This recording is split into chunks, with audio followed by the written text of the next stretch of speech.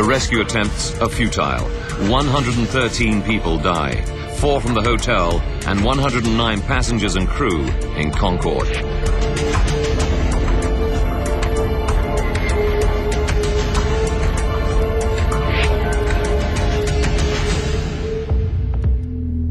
Three generations of the Eich family are wiped out. The children's grandparents had wanted to treat the family to a holiday of a lifetime and had booked the Concorde flight.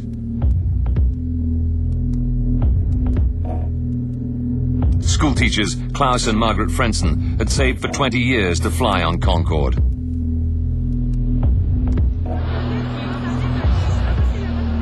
Rescuers begin the gruesome task of pulling the bodies from the crash site.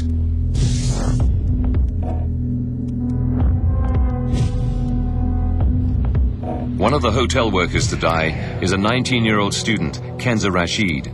She joined the staff of the Hotelissimo only the day before the crash to earn some holiday money. Another victim is chambermaid Devrani Chandang Singh. She dies leaving behind her 2 children.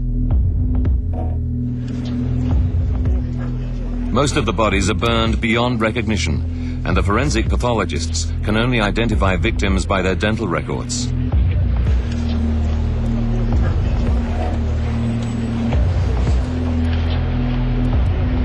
It's a harrowing time for the victims' relatives, like Georg Meyer.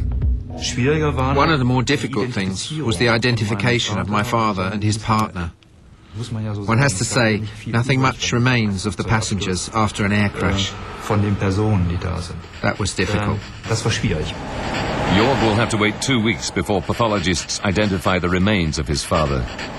That's how long we had to wait. You can imagine that that's not exactly easy, day after day.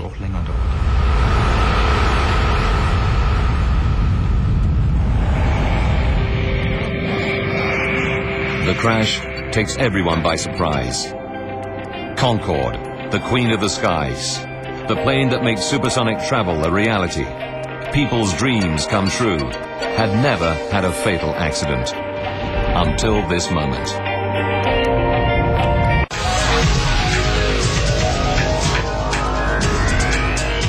Now, by rewinding the events of that fateful day, and by going deep into the investigation, we can reveal what really happened.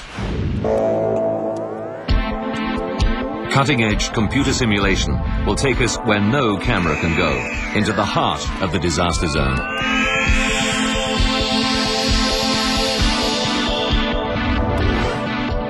The French Bureau of Air Accidents send their top investigators. Using their data, we can now piece together the deadly chain of events to find out what really caused this terrible tragedy. As the investigation begins, nothing is off limits. Did pilot Captain Marty make a fatal error? Or was there a fault hidden within the perfect plane? Investigators make routine checks of the passenger and luggage lists. Immediately, they find something suspicious. 19 pieces of luggage that, according to the loading report, should not have been on the plane. They don't belong to the passengers on flight AF 4590. Could a terrorist have smuggled a bomb onto the plane? It wouldn't be the first time.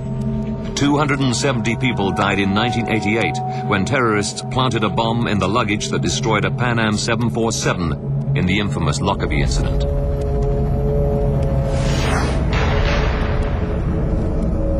At Gonesse, investigators divide the Concorde crash site into a grid in order to make a meticulous search.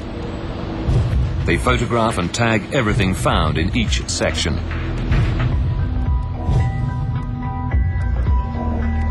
It's a painstaking process, which takes 4 weeks. Then, every bit of wreckage is taken away for identification and analysis. 3 hangars at Le Bourget, another Paris airport, become their final resting place. This pile of debris is all that remains of the hotel. Such is the intensity of the crash and fire that a 40-room building is reduced to little more than a pile of rubble.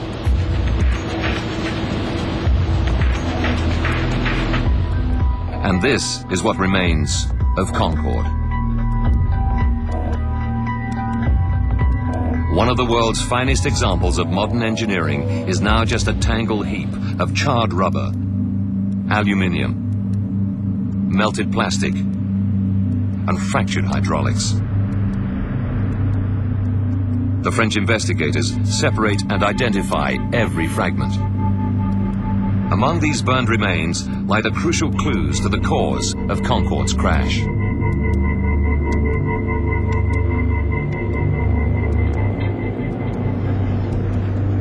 Within hours, the French Bureau of Air Accidents team recover the black boxes. These devices are carried on all airliners to record important technical data and, crucially, the pilot's conversation from the cockpit.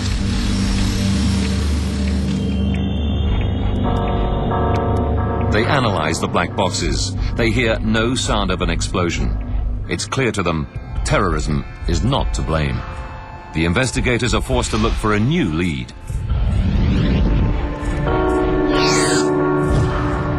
They focus on the last-minute engine repair Captain Marty orders just before takeoff. They know Concorde returned from New York the previous day with a faulty thrust reverser on engine number 2. Thrust reversers help to slow the planes down after they've landed. Investigators analyze the flight data recorder closely, but find no evidence that a faulty thrust reverser could cause the accident. The pressure to find an answer increases. Until they do, the French authorities ground all Air France Concorde flights. The spotlight is now on the 120 seconds from the start of Concorde's final takeoff. Captain John Hutchinson has flown hundreds of Concorde takeoffs. Now, once you've lined up on the runway, the captain will then punch on the stopwatch and open the throttles fully. The captain's job is to keep straight down the runway. The co-pilot's job is to do the speed calls. And the flight engineer is sitting there and he's monitoring all the instruments. In particular, this bank of instruments here, which are the engine instruments. Data from the black boxes makes it clear that everything is normal until Concorde reaches 323 kilometers per hour. Concorde is now only 79 seconds from disaster.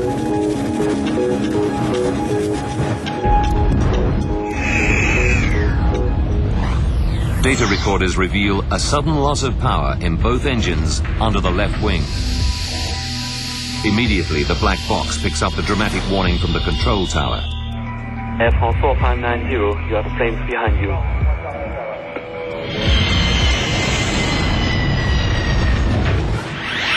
Despite the warning, pilot Christian Marty has passed the point of no return. There's not enough tarmac to stop safely. He has to take off. He pulled back on the control column to rotate the airplane up to its nose-up angle of 12.9 degrees. And he was having problems with the left-hand engines, not producing the power they should have. And he would have been working very hard, trying to control the airplane, trying to get speed. But of course he was being overwhelmed by these problems on the left-hand engines. The engines become the new focus of the investigation. Why did they lose power at such a critical time?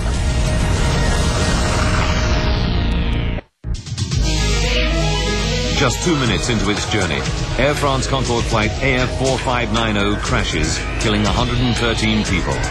A devastating blow to the world's first supersonic airliner. Using advanced computer graphics based on the official report, we go deep into the investigation to unravel the deadly chain of events. Investigators know that 2 left engines lose power as Concorde passes 323 kilometers per hour on the runway. But why? Then, an important new clue. The French investigators find several fragments of tire on the runway. One of them weighs 4.5 kilograms. Tests quickly confirm they belong to Concorde. It's a significant lead. Why? Because Concorde's tires inflate to extremely high pressures, which make them more likely to burst than other aircraft, especially during takeoff and landing. Pilot John Hutchinson explains. And in fact, when the captain pulls back to rotate, he's actually compressing the undercarriage into the runway, so there's even more stress on the tires and the wheels at that particular point. This additional pressure makes Concorde's tires even more vulnerable. Now they're onto something. The French accident investigators go back through the records and discover that for Concorde, tire blowouts are far from rare. They identify over 50 cases of tire burst on takeoff and landing over 24 years.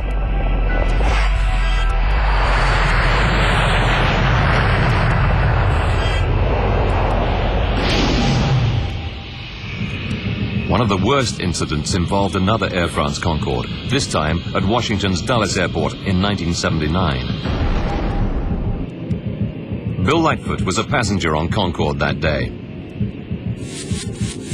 I could see a big ragged hole in the wing with like pieces of aluminum or a metallic alloy, and a lot of liquid pouring out of that of the hole that had been ripped in the wing. The official report into this accident found that the tire burst during taxiing. Then the exposed metal wheel got very hot and exploded just before takeoff.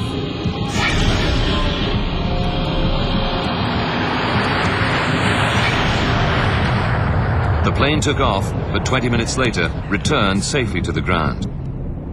The plane survived this scare, but it caused a major overhaul of tire safety. Concorde engineers installed sensors to detect underinflated tires, modified inspection procedures for wheels before every flight, and most importantly, as aviation expert David Learmont explains, developed stronger tires that can carry twice their normal load. The requirement was that in test flights you should be able to have a complete tyre blowout during the takeoff run, and that you should be able to complete the takeoff with no tyres left. And that is what the wheels subsequently were, and never again did a wheel fail. That is, until 18 years later in Paris, when something goes very wrong. Despite all the safety measures, one of Concorde's tires explodes in fragments. Investigators dig deeper. They re-examine all the debris found on the runway and then make the most important discovery of the investigation. This 43-centimeter mystery strip of metal. When you match the 43-centimeter strip of metal to the damage on Concorde's tire, it's a perfect fit. Suddenly, the whole inquiry now depends on the source of this metal. Where did it come from? It takes 5 weeks of painstaking detective work, comparing it to the thousands of parts that make up aircraft. Then, a breakthrough. They discover the metal strip comes from the engine mounting of a DC-10. The flight log from Paris reveals a Continental Airlines DC-10 took off 5 minutes before Concorde. They track down the plane to Houston, Texas, and incredibly find the engine has a missing part. It's the metal strip fitted 16 days earlier during maintenance on the DC-10. When David Learmont first sees the photographs of the strip of metal, he's astonished. It had really rough edges, and this was not just rough edges because Concorde had run over it. It had been cut roughly. The edges were not straight, not even when it was made. The other thing is that it had holes drilled in it for putting screws or rivets through, and these